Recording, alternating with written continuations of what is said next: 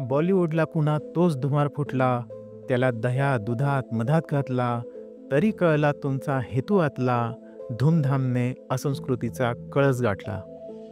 नमस्कार मित्र हो, मी बघितला प्रतीक गांधी आणि यामी गौतम स्टारर चित्रपट धूमधाम आणि या निमित्ताने पुन्हा एकदा बॉलिवूडची घाणेरडी मानसिकता समोर आली. एखाद्याला पुढारलेल्या मतविचारांचा दाखवण्यासाठी त्याचं वागणं हे नेहमी भारतीय परंपरेच्या विरुद्धच दाखवायला हवं, यातून बॉलिवूड कधी बाहेर येईल हे देवच जाणे. लग्नाच्या पहिल्या रात्रीच या दोघांच्या खोलीत दोन गुंड घुसतात आणि पिस्तूल दाखवून चार्लीबद्दल चौकशी करतात. आता ह्यांना त्या चार्लीबद्दल काहीच माहिती नसते, पण हे दोघं गुंड काही ऐकायला तयार नसतात. त्यामुळे यांना त्या दोघांपासून वाचण्यासाठी पळ काढावा लागतो आणि पूर्ण रात्र ते इकडे तिकडे लपत छपत पळत राहतात. शेवटी एका गमतीशीर प्रसंगाने या सगळ्याची सांगता होते. आता हा कोण चार्ली आणि हे दोघं त्याच्याशी कसे जोडले गेले आहेत याची उत्तरं चित्रपटात मिळतात. कथा जरी वरवर साधी वाटत असली, कॉमेडी वाटत असली, तरी या चित्रपटाच्या माध्यमातून बॉलिवूड त्याचा चंगळवाद म्हणजे वोकिझम, फेक फेमिनिझम प्रेक्षकांच्या सुप्त मनात उतरवायला बघतो. पण आता लोक सजग झाले आहेत. आता प्रेक्षक हे पर्यवेक्षक बनले आहेत.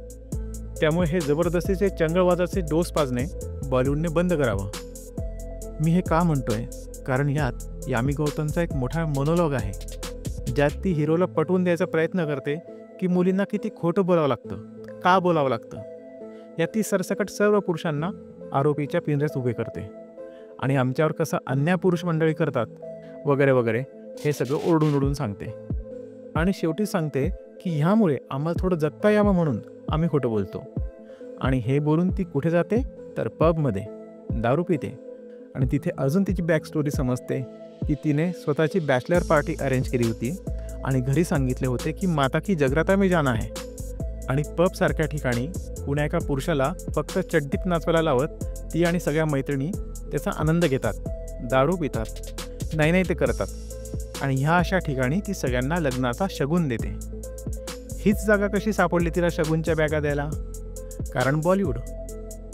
सगळ्या चांगल्या गोष्टींना नाचवायचा बॉलिवूडने जणू विडाच उचलला आहे. यामी गौतमचे प्रताप यात एवढेच दाखवले नाही आहेत. यात तिला मुक्त स्त्री, हवं तसं वागणारी, नव्या विचारांची स्त्री दाखवायचं होतं, म्हणून भरमसाठ शिव्या तिच्या तोंडी घातल्या. ती त्या उड्या नागडाचे डान्स तर बघतेच, शिवाय तिचे बाहेरही सिरियस अफेअर आहे. वा.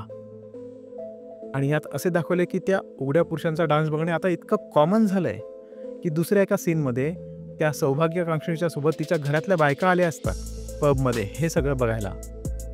तेव्हा तो नेमका पुरुष नसतो, तर हा आपला बाप्या हिरो कपडे काढत त्यांच्यासोबत डान्स करत बसतो. हे सगळं बघताना इतकं किळसवाणं वाटत होतं की काय सांगावं. खरं तर तिने हे सगळं करायला खोटं बोललेलं असतं, पण ती काय म्हणते तर तुम्ही पुरुष आम्हाला त्रास देतात म्हणून आम्हाला खोटं बोलावं लागतं. हे तिचं लाजिरवाणं लॉजिक. असो, चित्रपटाची गोष्ट एका रात्रीचीच आहे. सगळे पोलीसवाले, CID वाले, गुंड, बदमाश झाडून सगळे बिनडोक दाखवले आहेत. तुम्हाला अशी कॉमेडी बघायची असल्यास बघू शकता. हा चित्रपट चंगळवादाचं एक उत्तम उदाहरण आहे. हिरो हिरोईनने उत्तम ॲक्टिंग करत आपल्या संस्कृतीला मातीत मिळवलं आहे.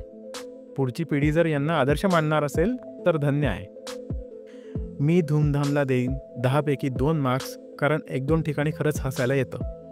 खरं तर हा नाही बघितला तरी चालेल असा चित्रपट आहे, पण तरी तुम्ही जर बघितला असेल तर तुम्हाला कसा वाटला ते कमेंट बॉक्समध्ये सांगा. व्हिडिओ आवडला असल्यास लाईक करा, शेअर करा, सबस्क्राईब करा. आपण भेटू पुढच्या व्हिडिओमध्ये. धन्यवाद.